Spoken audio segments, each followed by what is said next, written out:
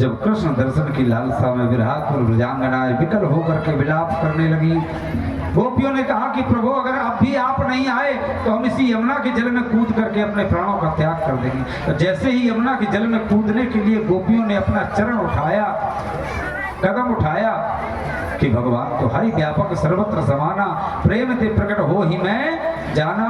भगवान मनमोहन श्याम सुंदर भगवान प्रकट हो गए। गोपियों ने जैसे ही भगवान को देखा, चारों तरफ से घेर लिया, आंखों से प्रेमाश्रु निकल पड़े।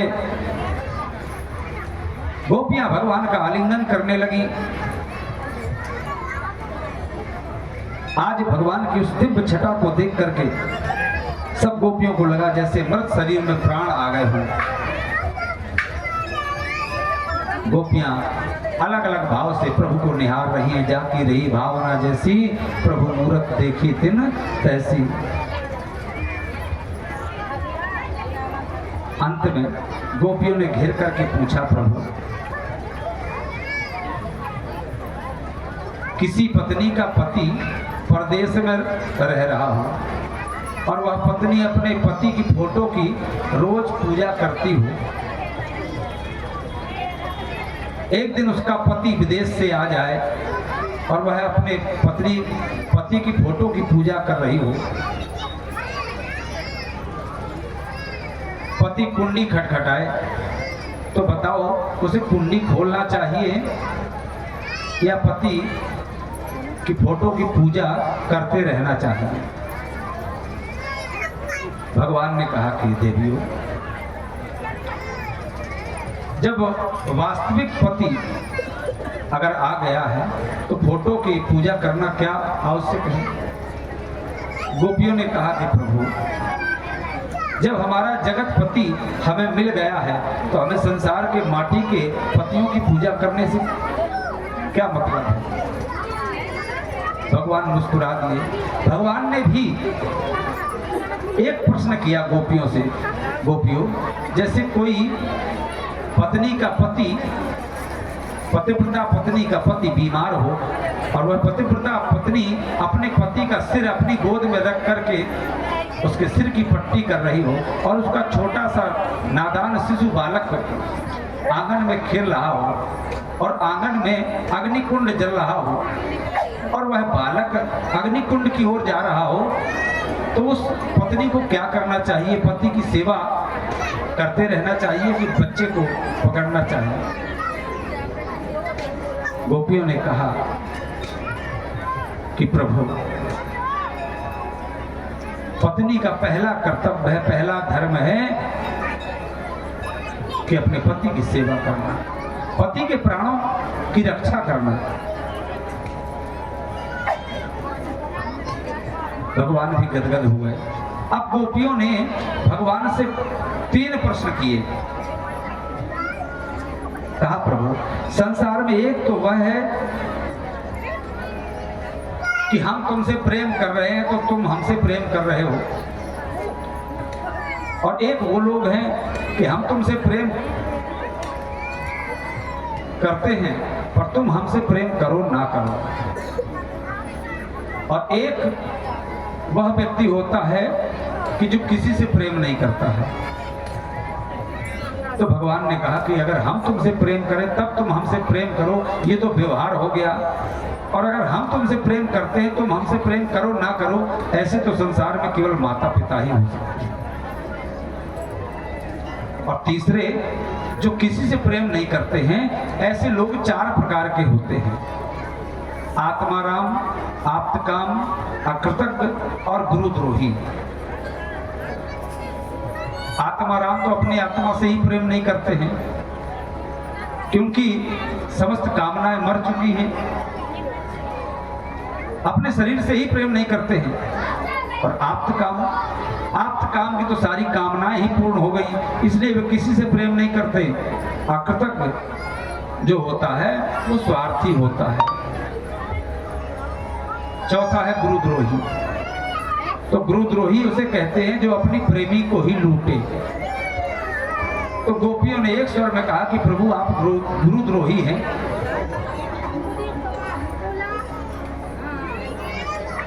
इसका मतलब आप गुरुद्रोही हैं। एक सूचना है, ये चाबी जिसकी भी हो, जिसके घर की भी हो तो हमसे ले जाए।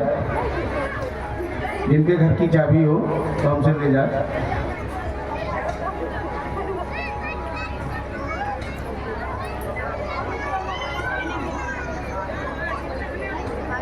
बोलिए वृंदावन बिहारी लाल की जय हो।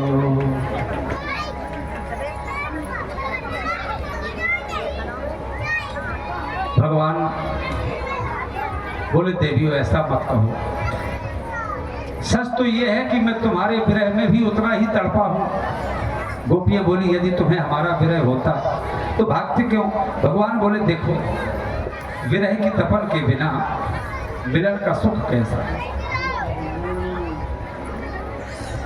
जब तक रात्रि ना हो तो दिन के प्रकाश का क्या अर्थ है, क्या महत्व है। देवियों सच बात बोलूं, लोहे की जंजीरों से निकलना तो आसान है, परंतु परिवार की जंजीरों से निकलना बड़ा कठिन है। और तुम लोगों ने तो लोक लाज त्याग करके परिवार की जंजीरों को तोड़ करके मेरे लिए सर्वस्व छोड़ दिया है। इसलिए मैं तो तुम्हारा जन्म जन्म तक ऋणी हो चुका हूँ।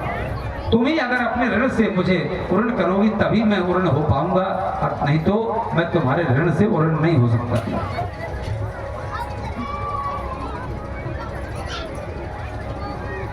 गोपियां भगवान की मधुर वाणी को सुनकर के मुग्ध हो गई। अब भगवान ने उनके साथ पुनः क्रीडन आरंभ कर दिया। जितनी गोपियां थी उतने ही गोविंद बन गए। सब गोपियों को लग रहा है कि गोविंद हमारे गले गलबहियां डाल करके हमारे साथ नृत्य मुद्रा में खड़े हुए हैं। ऐसा महाराज संगीत हुआ। ऐसो रास रचो वृंदावन है रही पायल की झनकार। ऐसो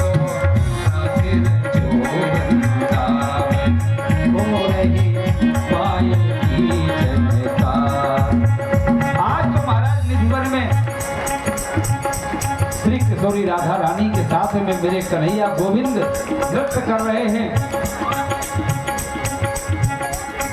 झूम झूम करके लहर लहर करके नृत्य कर रहे हैं। चारों तरफ से गोपियां भी मंडल चक्र बना करके नृत्य कर रही हैं। गोपियों को भी लग रहा है कि कन्हैया हमारे साथ नृत्य कर रहे हैं। गोपियां गोविंद की दिव्य छटा का दर्शन कर रही हैं, प्रेमामत पान कर रही हैं। गोविंद देवी गोपियों को अपनी मधुर मुस्कान से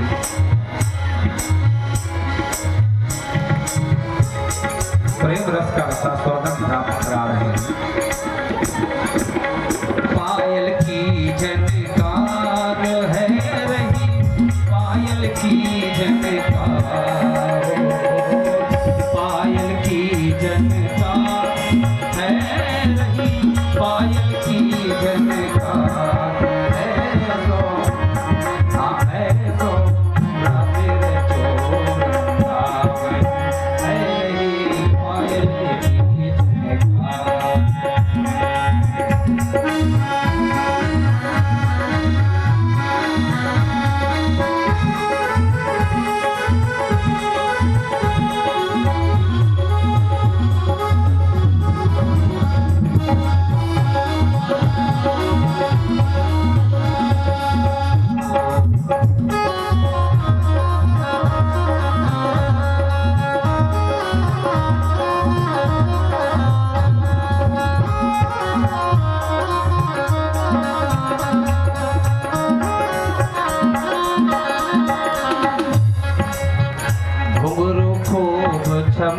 छम बाजे पग में बिछुआ बहुत ही बाजे, घुंघरू खूब छमा छम बाजे पग में बिछुआ बहुत ही बाजे। बाबा खो दे केहू बाजे, अंग अंगों में गहना बाजे। आज समस्त गोपियां सोलो श्रृंगार किए हुए भगवान के साथ अंत कर रही हैं।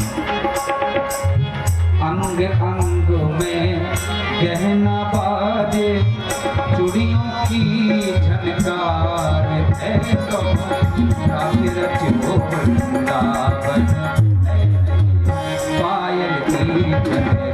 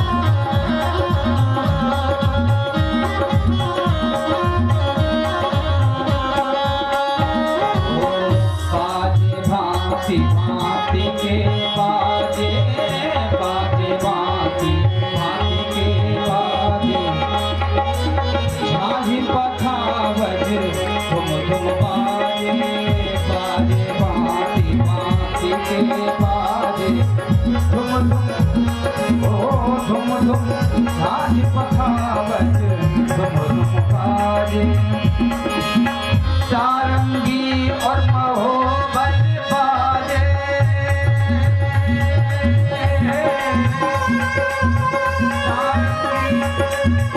सारंगी और महोबल बाजे। और कन्हैया ने ऐसी बांसुरी बजाई, बंसी बाजे मधुर मधुर स्वर, बंसी बाजे मधुर मधुर स्वर, वीणा के निखार ऐसो राज रचो वृंदावन है, पायल की झनकार है,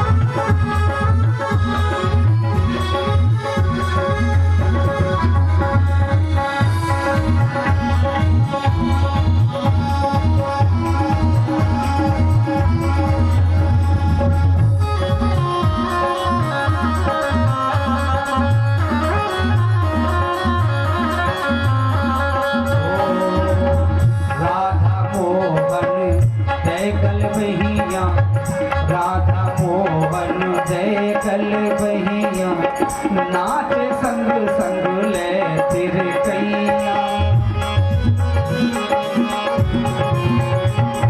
राधा मोहन जय कल बहिया, नाच संग संग ले तिर कैया। राधा मोहन जय कल बहिया, नाच संग संग ले तिर कैया।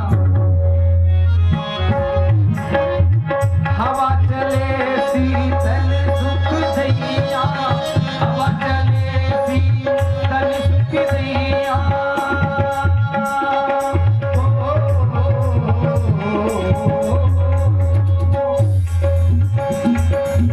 श्याम पट्टू का लहंगा फरिया, श्याम पट्टू का लहंगा फरिया, करे सनन सन गाय, ओ करे सनन सन गाय। तो रात रचो वृंदावन है, पायल की झनकार।